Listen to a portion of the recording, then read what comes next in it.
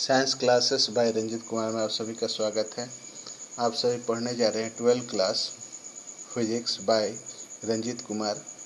इसमें आप पढ़ने जा रहे हैं 12th क्लास फिजिक्स में।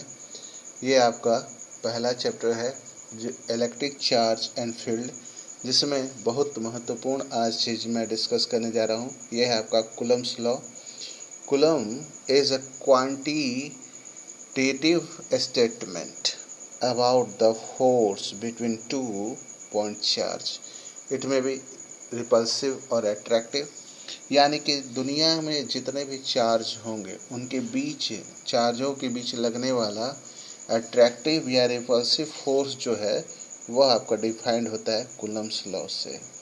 When linear size of charge body are much smaller than distance separated them, जब कभी पॉइंट साइज वाले चीज़ें जो है बहुत नज़दीक हों, ठीक है, उनके साइज़ की अपेक्षा द साइज में भी इग्नोर्ड, ऐसे किया जा सकता है कि साइज़ कोई मायने नहीं रखता हो, ट्रीटेड एज पॉइंट चार्ज, तो उनको पॉइंट चार्ज कहते हैं। ऐसे मैंने आपको डिस्कस फर्दरली कर चुका हूँ।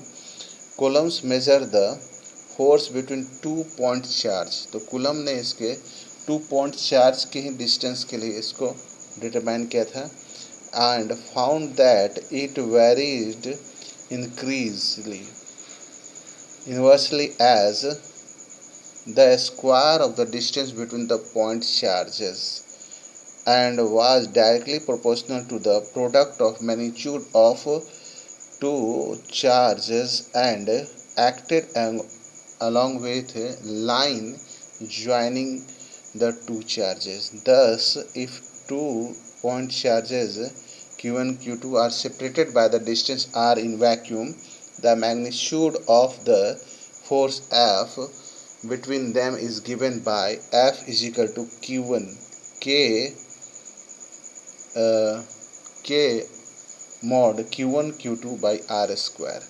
कहने का तात्पर्य यह है कि दो पॉइंट चार्ज यूनिवर्स में रखे गए हैं, है ना, जिनके बीच की डिस्टेंस जो है वो r है।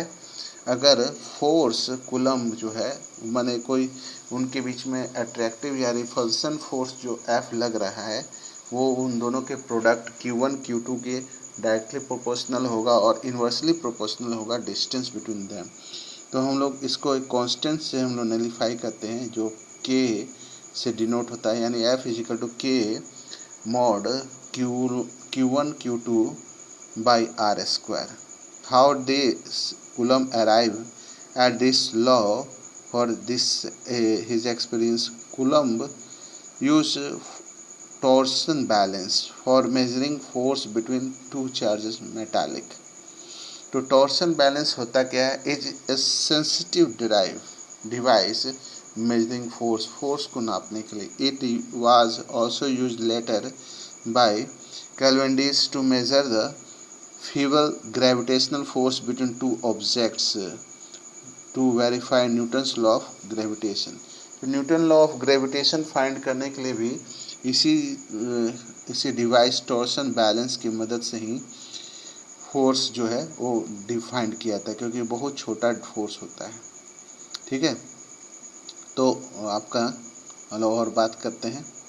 तो ऐसा मान सकते हैं, for measuring the force between two metallic spheres, when the separation between two spheres is much larger than the radius of each sphere, यानी कि उनके बीच का जो डिस्टेंस है वो माने उनके रेडियस के कंपैरिजन में the spheres between two the separation of two spheres is much larger, माने जो सेपरेशन है larger than the radius of each sphere, तो स्फीयर से ज़्यादा है, तो उनके बीच का डिस्टेंस स्फीयर की रेडियस से ज़्यादा है। द चेंज चार्ज स्फीयर्स में भी regarded as point charge, however, इसीलिए उसको पॉइंट चार्ज से भी हम लोग कहते हैं। ऐसा मैंने पहले भी चर्चा कर ली है।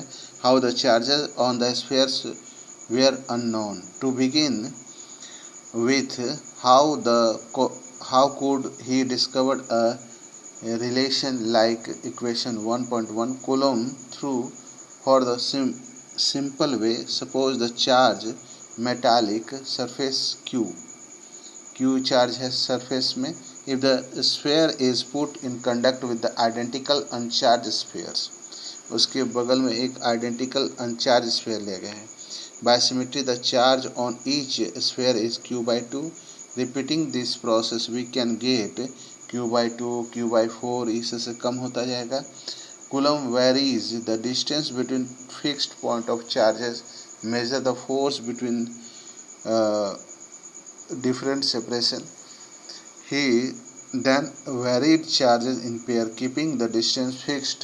माने जब उसको रखा दोनों चार्जर को सामने में चार्ज को, तो वो क्या है कि दोनों के दोनों चार्ज के बीच में डिस्टेंस को फिक्स रखा। Comparison force between pair of charges at different distance. Coulomb arrive at the relation equation 1.1, जो कि आपका F इजिकल टू के Q1 Q2 बाई R² है।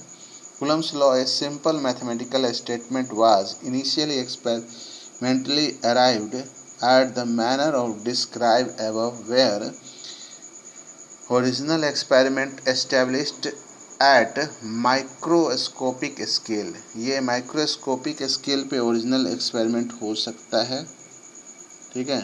It has been established down subatomic level, मैंने are approximately equal 10⁻10 metre, यानी angstrom स्तर पे होना चाहिए। Coulomb discovered his law without knowing the explicit magnitude of the charge. In it find it is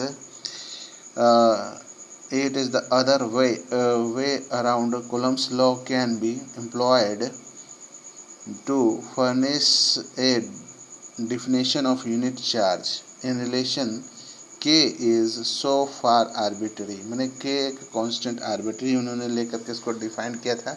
We can choose any positive value K, the choice K determine the size of unit of charge। The SI unit of K is 10⁻⁹। ये value K के लिए रखा उन्होंने। The unit of charge, the result, the choice is called coulomb, यानी coulomb, एक coulomb जो है charge के लिए यूनिट रखा।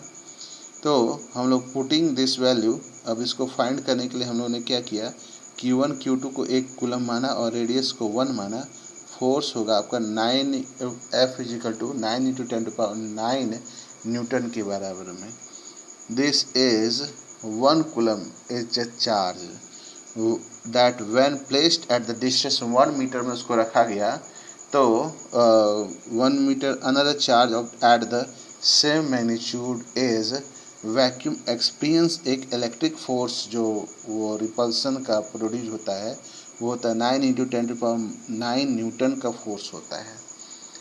1 coulomb is equivalent to big a unit to be used in particle.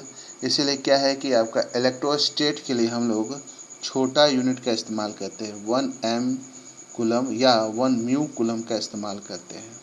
The constant के इक्वेशन 1.1 के लिए चेंज होता है K is equal to 1/4 pi epsilon for later convenience, so that Coulomb's law is written as, अब ऐसे लिखा जा सकता है F is equal to 1/4 pi epsilon mod Q1 Q2 बाई R², इस तरह से, ठीक है। एप्सिलॉन 0 जो है वो आपका परमिटिविटी है ऑफ फ्री स्पेस का। The value epsilon is SI यूनिट। Epsilon 0 is equal to 8.854 × 10⁻12 coulomb square newton square per metre per power 8.854 × 10⁻12 coulomb square newton inverse metre per power -2। ये इसका वैल्यू है। In split in this assumption of activity of charge and conversation, two charge Q/2 each add up to max total Q। तो दो Q/2 मिल करके एक Q तैयार हो गए। इससे आपका डिटरमाइन हुआ आगे हम लोग इसके वेक्टर डिटर्मिनेशन जानेंगे, वेक्टर वे में किस तरह से इसको अरेंज करेंगे, इसका किस तरह से दूसरा तरह से हम लोग डिराइव करेंगे। तो आज के लिए इतना ही। इस वीडियो को लाइक करें, शेयर करें, सब्सक्राइब करें। अगर कूलम्स लॉ को आपको अगर पूछेगा प्रतिपादित करने के लिए तो इतना आपको मेंशन करना पड़ेगा। अगर वेक्टर के फॉर्म में पूछेगा तो इससे आगे आपको बताना पड़ेगा। एक क्वेश्चन आपका इस तरह से जो है 12th क्लास का कूलम्स लॉ करके हो गया, लेकिन क्वेश्चन उतना बड़ा नहीं पूछता। क्वेश्चन में एक ही मेंशन रहेगा, या तो ये वाला पूछेगा या तो आपका in the form of vectors पूछेगा। तो हम लोग अगले दिन ये करेंगे, वेक्टर वाले फॉर्म में कूलम्स लॉ को हम लोग प्रतिपादित करेंगे, डिराइव करेंगे। आज के लिए इतना ही। इस वीडियो को लाइक करें, शेयर करें, सब्सक्राइब करें, और नए बच्चे हैं तो बेल आइकन प्रेस करें सब्सक्राइब के बगल वाला, ताकि आपकी पढ़ाई लगातार चलते रहे। Thank you, have a nice day.